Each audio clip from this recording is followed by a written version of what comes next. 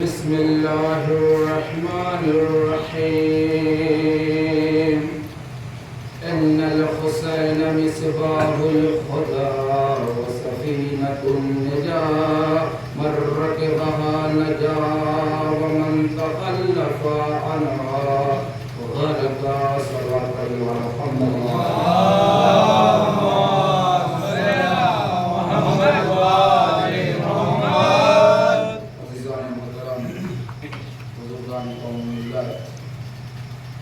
برادران عزیز، مقامداران سید الشہداء علیہ السلام،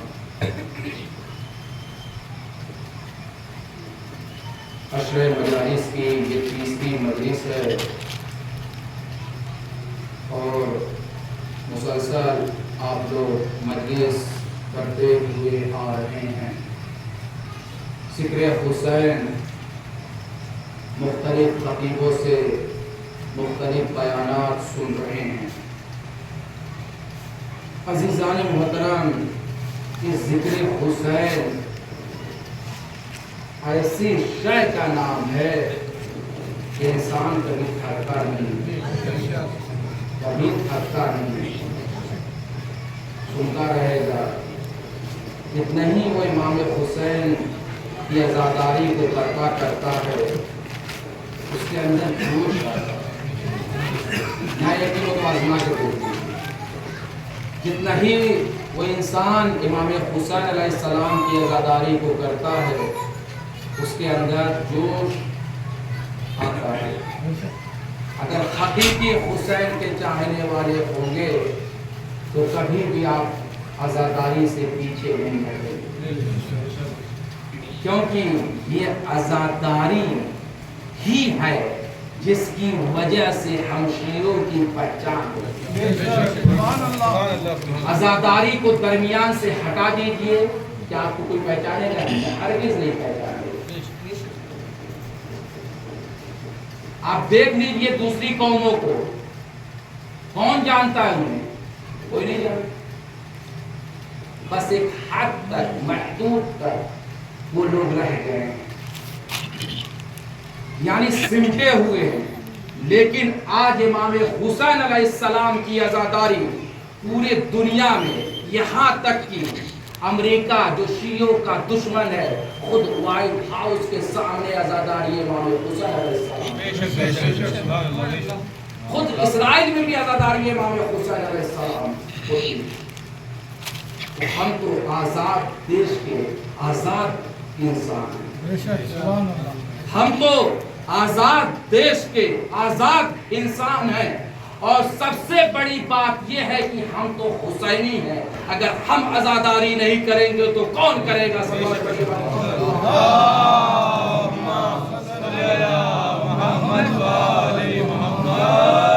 عزیزان محترم، چونکہ موضوع ان الحسین مصباح الہدی وسفینۃ النجاۃ، کہ امام حسین علیہ السلام ہدایت کے چراغ ہیں، نجات کی کشتی ہیں.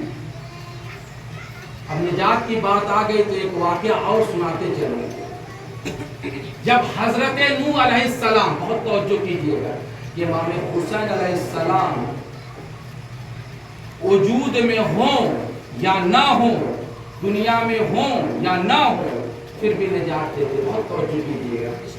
نوح علیہ السلام کتنے سال حکومت کی، کتنے سال تبلیغ کیے؟ نوح علیہ السلام 950 سال تبلیغ کی. لیکن ان کی جو قوم تھی وہ کیا کرتے تھے؟ پریشان کرتے تھے، نافرمانی کرتے تھے. تو حضرت نوح علیہ السلام نے بددعا کے لیے ہاتھ کو بلند کر دیا. جیسے ہی حضرت نوح علیہ السلام نے بددعا کے لیے ہاتھ کو بلند کیا ہے تو پروردگار عالم نے ایک جملہ کہا تھا کہ اے میرے نبی، تم ایک کشتی بناؤ. دیکھیے امام حسین علیہ السلام، دیکھیے میں اپنے موضوع سے ہٹنا نہیں چاہ رہا ہوں.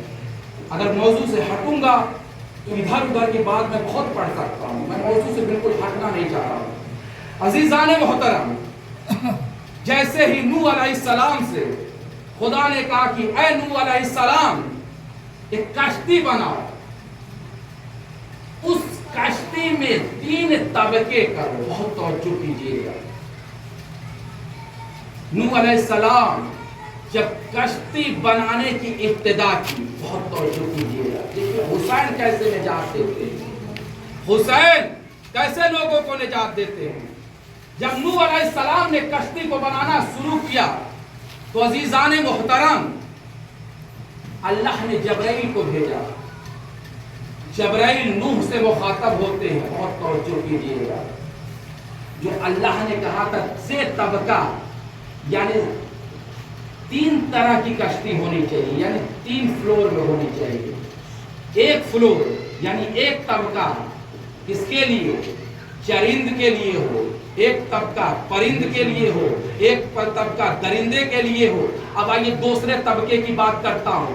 دوسرے طبقے میں خدا نے کہا اس طبقے میں چوپائے کو رکھنا.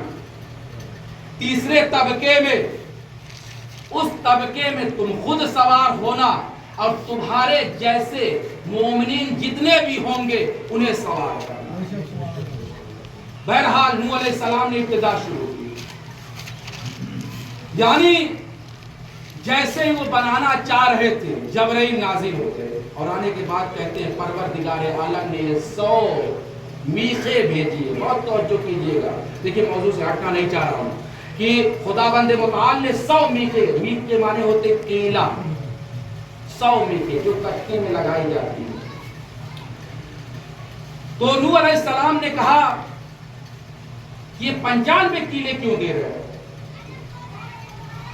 تو جبرائیل نے کہا پہلے 95 کیلوں کو کشتی میں نصب کرو. جب 95 کیل یعنی وہ کیلا کشتی میں نصب ہو گیا اس کے بعد توجہ کیجئے گا.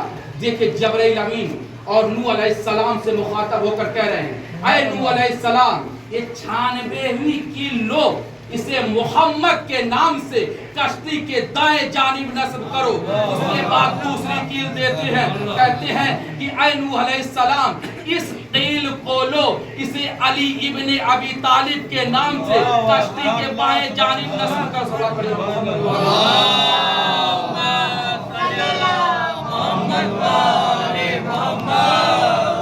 اس کے بعد جبرائیل کہتے ہیں اے نوح علیہ السلام یہ تیسری کیل لو, اسے کشتی کے بالکل رسول کے پیچھے نصب کرو اور فاطمہ کا نام لے کے نصب کرو.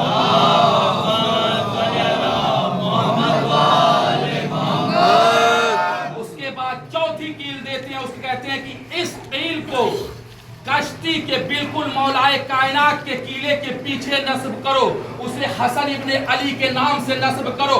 اس کے بعد نوح علیہ السلام کو جبرائیل امین آخری اور 100ویں کیل دیتے ہیں اور کہتے ہیں اے نوح علیہ السلام اگر تم اپنی کشتی کی نجات چاہتے ہو تو اسے حسین ابن علی کے نام سے کشتی کے بالکل سینٹر میں لگاؤ. جب تک کشتی کے بالکل سینٹر میں نہیں لگاؤ گے یہ کشتی آگے نہیں بڑھے گی. جب تک اس قیلے کو بالکل سینٹر میں نہیں لگاؤ گے حسین کے نام سے یہ کشتی آگے نہیں بڑھ سکتی. تو عزیزان محترم اگر نوح کی کشتی آگے بڑھی ہے حسین ابن علی کی وجہ سے. دلیل کے ساتھ پیش کرتا ہوں. دلیل کیا ہے؟ مثال کے طور پہ یہ یزید جو تھا بہت بڑا شاکر تھا. یزید جو تھا بہت بڑا شاکر تھا, اسے کم دماغ نہ سمجھیے گا. یہ چاہتا تھا رسول کی رسالت کو برباد کر دوں, سارے انبیاء کی نبوت تمام ہو جائے. کیسے؟ اس طریقے سے کیونکہ جب اللہ حضرت آدم علیہ السلام کو نبوت دے رہا تھا تو اللہ نے کیا کہا تھا کہ پہلے پنجتن کے نام بتاؤ, تب انہیں نبوت دی. نوح علیہ السلام کو بھی خدا نے جب نبوت دی ہے کہا پہلے پنجتن کے نام بتاؤ پھر تمہیں میں نبوت دوں گا.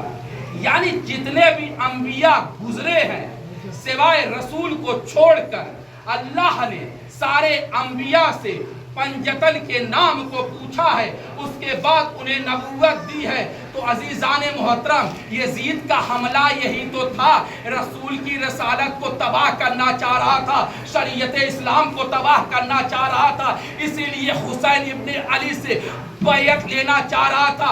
حسین ابن علی نے یزید کے منہ پر تماچا مار کر بیعت سے انکار کر کے ارے آدم کی بھی محنت کو بھی بچا لیا، نوح کی بھی محنت کو بھی بچا لیا، ابراہیم کی بھی محنت کو بھی بچا لیا، عیسیٰ کی بھی محنت کو بھی بچا لیا، موسیٰ کی بھی محنت کو بھی بچا لیا، خود رسول کی رسالت کو بھی بچا لیا۔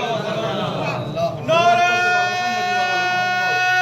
حیدری، حیدری، نعرہ صلوات۔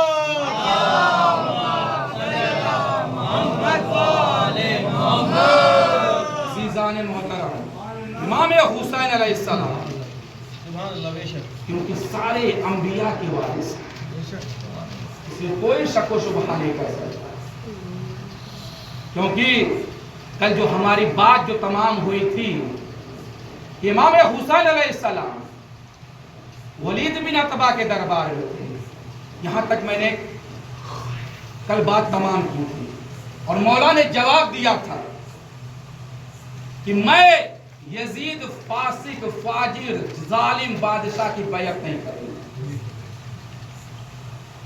اس کے بعد امام حسین علیہ السلام، بہت توجہ کیجئے گا، امام حسین علیہ السلام جیسے ہی نکلے ہیں دوسرے دن، بہت توجہ کیجئے گا، یہ مروان بن حکم جو تھا، جو میں نے کہا تھا نا کہ جو ولید بن عتبہ سے پہلے جو سابق گورنر تھا، چیف منسٹر تھا، دوسرے دن یعنی 28 رجب کی صبح 67 ہجری کو جیسے ہی امام حسین علیہ السلام کے سامنے آیا ہے، اور آنے کے بعد کہتا ہے کہ اے نبی کے نواسے، میں آپ کو ایک ایڈوائز دیتا ہوں، ایک تجویز دیتا ہوں، ایک صلاح دیتا ہوں۔ امام حسین نے کہا کیا صلاح ہے؟ تو یہ مروان بن حکم بہت بڑا دشمن تھا اسلام کا، اس نے کہا کہ آپ کو یہ ایڈوائز دیتا ہوں کہ آپ یزید کی بیعت کر لیجیے۔ تو امام علی مقام نے ایک جملہ کہا کہ اے مروان بن حکم سنو، میں ہرگز یزید کی بیعت نہیں کروں گا۔ کیوں بیعت نہیں کروں گا؟ اس لیے بیعت نہیں کروں گا عزیزان محترم۔ پھر اس کے بعد حسین غریب، حسین مظلوم، ولید بن عتبہ کے سابق گورنر مروان بن حکم سے مخاطب ہو کر کہتے ہیں اے مروان بن حکم سن، انا للہ و انا الیہ راجعون علی الاسلام۔ بہت توجہ کیجئے گا، انا للہ، صلوات پڑھی محمد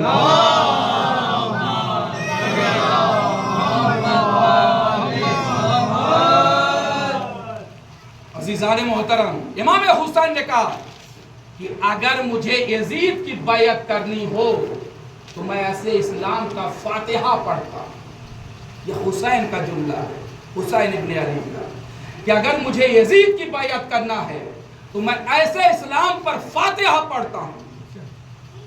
اس کے بعد پھر مولا فرماتے ہیں کہ اے مروان بن حکم سنو، میں نے اپنے جد امجد رسول خدا سے سنا ہے کہ رسول خدا نے فرمایا ہے کہ بہت توجہ کیجئے گا، جملہ دینے جا رہا ہوں کہ میں نے اپنے جد امجد رسول خدا سے سنا ہے کہ خاندان ابی سفیان پر خلافت حرام ہے۔ میں نے خود اپنے نانا سے سنا ہے اگر خاندان ابی سفیان میں سے معاویہ یا یزید میرے منبر پہ بیٹھ جائے تو اسے گھسیٹ کر لا کے زمین پر قتل کر دے۔ یہ امام حسین کا جملہ ہے۔ لیکن یہ امت، پھر امام حسین فرما رہے ہیں، لیکن یہ امت جو تھی گمراہ ہو چکی تھی، یزید کی بیعت کر لی تھی، جس کا نتیجہ کیا ہوا؟ جس کا نتیجہ یہی ہوا، صلوات پڑھو محمد،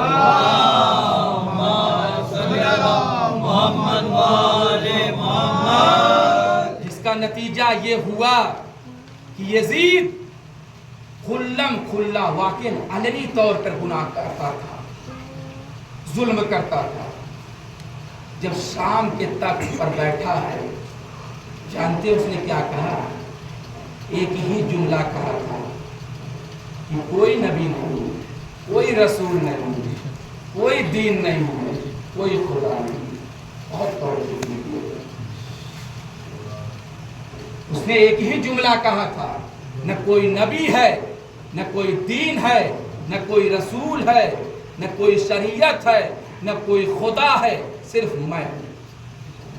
امام حسین دیکھیے یہاں سے امام حسین علیہ السلام کس طریقے سے اسلام کو بچا رہے ہیں. امام حسین علیہ السلام یزید کے مقابلے میں کھڑے ہو گئے، اور یزید کے مقابلے میں کھڑے ہو کر امام حسین علیہ السلام نے قیام کر دیا. اور قیام کرنے کے بعد حسین قریب فاطمہ کے لال نے ایک جملہ کہا، اے یزید تو کیا چاہتا ہے؟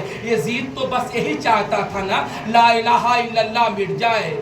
یزید یہی چاہتا تھا لا الہ الا اللہ مٹ جائے، محمد رسول اللہ کی آواز شام کے محلوں میں دفن ہو جائے. یزید چاہتا تھا قرآن کی تلاوت بند ہو جائے. یزید چاہتا تھا اللہ اکبر کی آواز بند ہو جائے. لیکن حسین غریب، حسین مظلوم یزید کے مقابلے میں کھڑے ہو کر کہتے ہیں، اے یزید لا الہ الا اللہ بھی باقی رہے گا، محمد رسول اللہ بھی باقی رہے گا، قرآن بھی باقی رہے گا، دین بھی باقی رہے گا، شریعت بھی باقی رہے گی. عزیزان محترم، اس زمانے میں 9 مورخ تاریخ دانوں نے لکھا کربلا میں 2 شہزادوں کی جنگ تھی. کربلا میں 2 شہزادوں کی جنگ نہیں تھی بلکہ 2 نظریات کی جنگ تھی.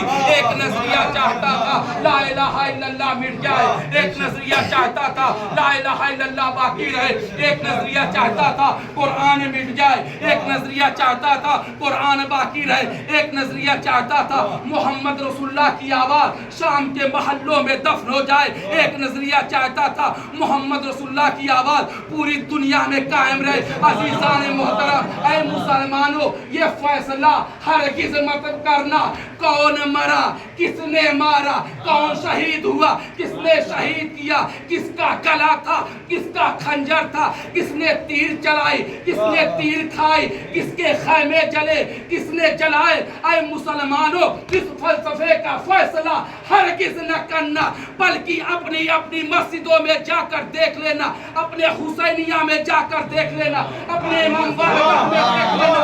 اگر مسجد سے اشہد ان علی ولی اللہ کی آواز آئے، حسینیہ سے حسین حسین حسین کی آواز آئے تو سمجھ لینا ابو سفیان کا بیٹا ہار گیا، ابو طالب کا بیٹا جیت گیا.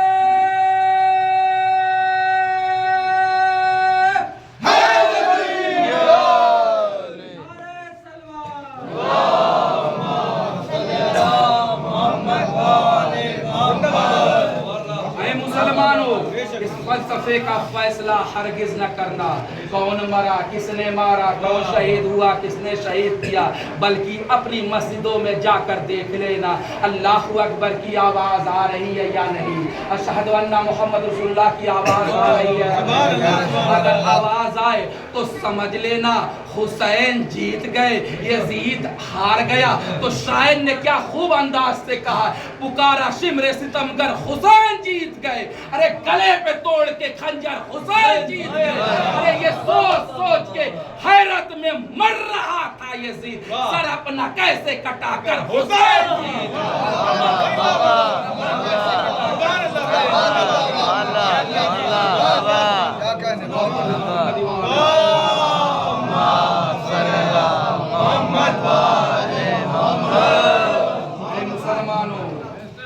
بس اتنا سمجھ لینا کہ حسین ابن علی دین کو بچائے. بے شک بے شک واقعاً امام حسین علیہ السلام نہیں ہوتے دین بچتا نہیں، ہر کس نہیں۔ ایک جملہ اور دے دوں آپ کو، رسول خدا، توجہ کیجیے گا، رسول خدا معراج پہ جا کر، یعنی عرش پہ جا کر معراج کر کے عرش کو عرش معلیٰ بنا دیا۔ حسین کریم کربلا کے میدان میں 72 قربانیاں دے کر کربلا کو کربلا معلیٰ بنا دیا۔ حسین کریم کربلا کے میدان میں جا کر کربلا میں 72 قربانیاں دے کر کربلا کو کربلا معلیٰ بنا دیا۔ صرف 2 جگہ کو معلیٰ کہا گیا، ایک عرش معلیٰ، ایک کربلا معلیٰ۔ واقعاً اللہ آپ لوگوں کو زیارت کربلا نصیب کرے، کیونکہ میں خود اس چیز کو محسوس کیا ہوں جب آپ بین الحرمین یعنی کربلا کے جب بالکل قریب جائیں گے، سرحد پہ جائیں گے، خود بخود آپ کے احساس ہوگی، رونے کی ضرورت نہیں ہے، خود بخود گرنے لگے۔ میرے ساتھ تو ایسا ہی ہوا، واقعی بحق کے حضرت زہرا، اے میرے اللہ امام زمانہ کا واسطہ، اے میرے اللہ شہزادی کی ٹوٹی ہوئی پسلیوں کا واسطہ، اے میرے اللہ جتنے بھی عزاداران حسین اس مجلس شہداء میں بیٹھے ہوئے ہیں، اے میرے اللہ سب کو کربلا کی زیارت نصیب فرما، اے میرے اللہ سب کو کربلا کی زیارت نصیب فرما، کیونکہ کربلا جانے سے انسان کے تمام گناہ مٹ جاتے ہیں۔ واقعاً کربلا ایک ایسی جگہ ہے، اگر آپ کے پاس پیسہ نہیں ہے تو قرض لے کے جائیں۔ حج کے لیے شرط نہیں ہے، حج کے لیے یہ ہے کہ مستحق ہونا شرط ہے۔ اگر آپ کے پاس استطاعت ہے تب آپ کو حج پر جانا ہوگا، اگر آپ کے پاس استطاعت نہیں ہے تو حج آپ کے اوپر واجب نہیں ہے۔ لیکن کربلا کے لیے کوئی شرط نہیں۔ واقعاً اربعین حسینی میں اس سال 22.5 ملین لوگ گئے تھے جو کاغذی طور پہ گئے تھے۔ پچھلے سال جو گزرا ہے 22.5 ملین کاغذی طور جو پاسپورٹ کے ذریعے سے گئے تھے۔ ویسے تو نہ جانے کتنے لوگ گئے ہیں۔ عزیزان محترم کوشش کریے، ضروری نہیں اگر آپ کے پاس نہیں پیسہ ہو پا رہا ہے قبلہ رخ کھڑے ہو جائیے، امام حسین کو سلام کریے، السلام علیک یا ابا عبد اللہ، السلام علیک یا ابن رسول اللہ، السلام علیک والارواح التي حلت بفنائی، علیک منی السلام اللہ ابدا ما بقیت بقی اللیل والنہار ولا جعلہ اللہ آخر العہد منی لزیارتکم، السلام علی الحسین وعلى علی ابن الحسین وعلى اولاد الحسین وعلى صحاب الحسین۔ امام حسین علیہ السلام ہر انسان کا جواب ہے۔ واقعاً حسین غریب کسی کو فراموش نہیں کرتے۔ اگر ہمارا امام زمانہ ایک لہجے کے لیے اپنی نگاہ کرم کو ہٹا لے، آپ نے سنا ہوگا، مانتے ہیں نا اس چیز کو، مانتے ہیں ایک سیکنڈ ایک لہجے میں اگر نظر کو ہٹا لے امام زمانہ آپ نے سنا ہوگا۔ آج بھی ہمارا ایک ہادی ہے، جب آپ مجلس امام حسین میں جائیں تو مجھے کہا جا رہا ہے، یہ مت کہیے کہ مجلس میں جا رہے ہیں، بلکہ کہیں کربلا جا رہا ہے۔ یہ فرش ازا کربلا معلیٰ ہے، یہ فرش ازا کربلا معلیٰ ہے۔ انسان کوشش کرے صرف اپنے ذہن میں اپنے دل میں محسوس کر لے یہ فرش ازا کربلا معلیٰ ہے تو یہ فرش ازا کربلا معلیٰ بن جائے۔ لیکن کوئی سوچتا نہیں، جس کا جب دل چاہتا ہے معاف کیجئے گا، بعرض معذرت بعرض معذرت بعرض معذرت، مومنین سکوریہ گاؤں کے تمام مومنینوں سے معذرت کے ساتھ کہہ رہا ہوں، مجلس حسین آپ کی محتاج نہیں ہے، آپ مجلس حسین امام حسین آپ کے محتاج نہیں ہے، بلکہ آپ حسین کے محتاج ہیں۔ کربلا کے میدان میں آپ کے دانا کو بھی بچایا تھا امام حسین نے، پانی کو بھی بچایا تھا۔ اگر امام حسین نہیں بچاتے تو کیا کچھ بچ سکتا تھا؟ ہرگز نہیں بچ سکتا۔ عزیزان محترم، چونکہ آج 3 محرم اور جو تاریخ بتاتی ہے 3 محرم کو جناب خور کا مسئلہ کہا جاتا ہے۔ کون ہو؟ وہ خور جو امام حسین علیہ السلام کو کربلا میں گھیر کے لایا تھا۔ وہ خور جو امام حسین علیہ السلام جب مقام مقاتل سے نکلے تھے، نظام دیکھیے خور کی 2 صفتیں، تاریخ بتا رہا ہوں، خور کی 2 صفتیں۔ پہلی صفت یہ تھی جب مقام مقاتل سے امام حسین علیہ السلام نکلے تھے، جب خور سے آمنا سامنا ہوا تھا تو خور نے نظام فرس پہ ہاتھ ڈال دیا، کہا میں آپ کو کوفے لے کے جاؤں۔ امام حسین نے ایک جملہ کہا تھا، اے خور، دیکھیں یہیں سے خور کا امتحان امام حسین علیہ السلام نے دینا شروع کیا کہ اے خور، تیری ماں تیرے ماتم میں بیٹھے۔ تو خور نے کہا کہ اے حسین، اگر اس جملے کو کسی اور نے کہا ہوتا تو میں اس کے گردن کو اس جسم سے جدا کر دیتا، کیونکہ آپ کی ماں فاطمہ ہے، آپ کی ماں کے بارے میں میں نے خیر کے علاوہ کچھ اور نہیں سنا۔ یہیں سے امام حسین امتحان لینا شروع کر دیے۔ تھوڑی دور گزرے تھے کہ امام حسین علیہ السلام نے کہا اے خور، تم اپنے قبیلوں کے ساتھ، اپنے سپاہیوں کے ساتھ نماز پڑھو، میں اپنے سپاہیوں کے ساتھ، چاہنے والوں کے ساتھ نماز پڑھ رہا ہوں۔ دوسرا امتحان، دوسرے سے پڑھ۔ تو خور نے ایک مرتبہ مولا حسین کی طرف دیکھا اور دیکھ کر کہتا ہے، جب ہمارا امیر، جب ہمارا آقا یہاں موجود ہے تو میں کیسے اپنی الگ نماز برگزار کروں؟ یہ خور کا جملہ تھا، میں آپ کے پیچھے نماز پڑھوں گا۔ خور کے 1000 لشکر امام حسین علیہ السلام کے پیچھے نماز پڑھے تھے۔ یہی خور کی 2 صفتیں خور کو خور علیہ السلام بنا۔ عزیزان محترم، جب شب عاشورہ آئی ہے، خور ہے، خور کے جوان ہیں اور خور کے سپاہی ہیں۔ خور بہت بے چین تھا، بہت توجہ کیجئے گا، خور بہت بے چین تھا۔ اپنے خیمے کے باہر نکلتا ہے، کچھ دور جاتا ہے، پھر اس کے بعد جب امام حسین علیہ السلام کے خیمے کی طرف سے گزرتا ہے، اے عزاداران مظلوم کربلا، جیسے ہی امام حسین کے خیمے کی طرف سے گزرتا ہے، خور کے کانوں میں کچھ آواز آئی۔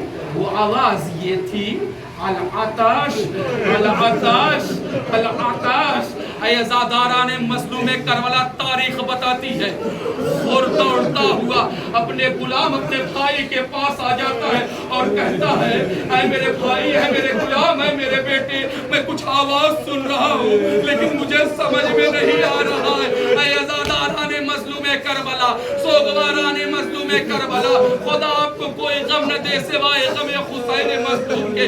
اے عزادارو، اب خور کا غلام ہے، خور کا بھائی ہے، خور کا بیٹا ہے، جب خیام حسینی کی طرف بڑھے، ایک مرتبہ خور کہتا ہے، ذرا کان لگا کے غور سے سنو۔ جیسے ہی خور کے بھائی نے سنا تو کیا سنتا ہے؟ چھوٹے چھوٹے بچے ہیں، خیام حسینی سے اللہ تعالی کی سجائے بلند۔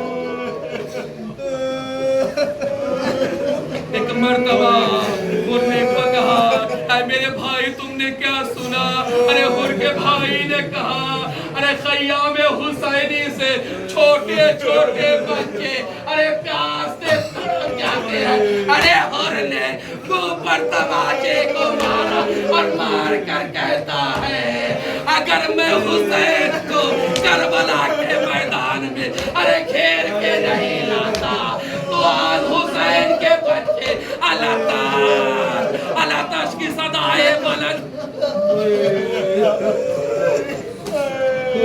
وہی کہتا جا رہا تھا ارے میرا مولا آقا کتنا کریم تھا. جب ہم پہلی مرتبہ اپنے آقا سے ملے تھے تو ہمارے آقا نے ہمیں پانی سے سہرا کیا تھا, لیکن آج میری وجہ سے حسین کے بچے پیاسے. ایزاداران مظلوم کربلا, خدا آپ کو کوئی غم نہ دے سوائے غم حسین مظلوم کے. اے عزادارو, رسول خدا ارشاد فرماتے ہیں اے میری بیٹی فاطمہ, اے عزادارو دیکھیے جو بھی حسین کی مجلس میں, حسین کے مصائب میں, حسین کے ذکر پر ارے روتا نہیں ہے, اگر آنسو نہیں گر رہا ہے کم از کم رونے کی شکل تو بنائے, کیونکہ رسول کی حدیث ہے اے میری بیٹی فاطمہ قیامت کے دن ہر وہ آنکھیں روئیں گی سوائے ان آنکھوں کے جو حسین کی مجلس میں گریا اللہ خیر جزا. خدا آپ کو کوئی غم نہ دے سوائے غم مظلوم کربلا کے. خود نے بہت بے چینی سے رات کو گزاری. اے عزادارو جب صبح نمودار ہوئی, صبح عاشورہ جب ہوئی, اے عزادارو اب حر ہے, حر کا بھائی ہے, حر کا غلام ہے, حر کا بیٹا ہے. ایک مرتبہ حر اپنے غلام سے کہتا ہے اے میرے غلام میرے آنکھوں پر پٹی کو باندھ دو, میرے دونوں ہاتھوں کو باندھ دو, مجھے گھوڑے پر سوار کر دو. میں نے جس امام کو گھیر کے لایا تھا تو اس امام کے سامنے کیسے جاؤں, لیکن حسین کی کرامت تو دیکھیے. ادھر حسین کہہ رہے اے بھیا عباس میرا مہمان ہو رہا.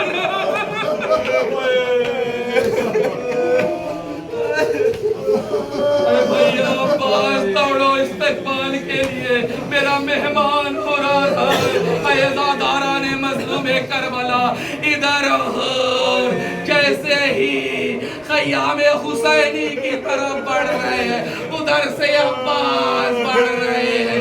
اے عزادارو حر کو کچھ محسوس ہوا, ارے حر گھوڑے پر ڈگمگانے لگے. مولا عباس کے قدموں پر گر کر کہتے اے مولا عباس مجھے میرے آقا تک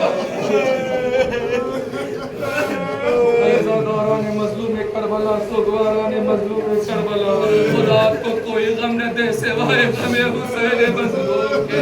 اے عزادارو, اے عزادارو عباس نے خود کو گلے سے لگایا, لگانے کے بعد وہ حر جو گناہگار تھا, لیکن حسین کسی گناہگار کو, کسی بھی گناہگار کو معصوم بنا دیا کرتے تھے. اے عزاداران مظلوم کربلا, حسین غریب کے پاس جیسے ہی حر پہنچا ہے ارے قدموں پر گرنا چاہتا ہے, حسین آگے بڑھ کر ارے حر کو گلے سے حر کہتا ہے کہ اے مولا مجھے معاف کر دیجئے. اے عزاداران مظلوم کربلا, سوگواران مظلوم کربلا, اپنے مولا سے حر معافی مانگ رہا ہے. معافی مانگ ہی رہا تھا, ایک مرتبہ مولا حسین نے کہا اے حر ہم نے بھی معاف کر دیا اور ہماری ماں فاطمہ نے بھی معاف اور ہمارا خدا نے بھی معاف کر دیا. اے عزاداران مظلوم کربلا حر تڑپ کر کہتے ہیں اے میرے مولا بس ایک کرم اور کر دیجئے کہ مجھے مرنے کی اجازت دے دیجئے. حسین کہتے ہیں اے تم تو ابھی آئے ہو, میں کیسے تمہیں مرنے کی اجازت دے دوں. ابھی حر اور امام حسین گفتگو کر ہی رہے تھے, ارے خیام حسینی سے آواز آئی اے بھیا عباس ارے حر کو ہمارا سلام کہہ دینا اور حر سے کہہ دینا ارے اس وقت خیام پہ آیا جب ہمارے خیمے میں ارے پانی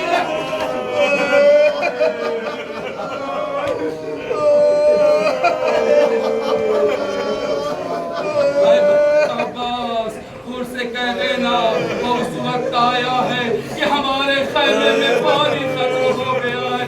بہرحال حسین نے اجازت دی اور کربلا کے میدان میں آیا وار پہ وار کرتے جا رہے ہیں ایک وقت وہ بھی آ گیا کہ جب خود ارے گھوڑے پر سنبھل نہ سکے آواز دی یا آقا دیکھنی ارے مولا حسین دوڑے اور کے سر کو اپنے زانوں پر رکھا اور نے مولا کی زیارت کی ارے جب زیارت کر چکے اور کے لاشے کو حسین ابن علی اٹھاتے ارے در خیمہ پر لا کے رکھتے ارے جیسے ہی بیویوں کو پتا چلا ارے بیویوں نے اس طریقے سے ماتم کیا جیسے کسی اپنے پر ارے ماتم کیا جاتا ہے ارے خیام میں واہ حسینہ واہ مصیبتہ کی صدا بلند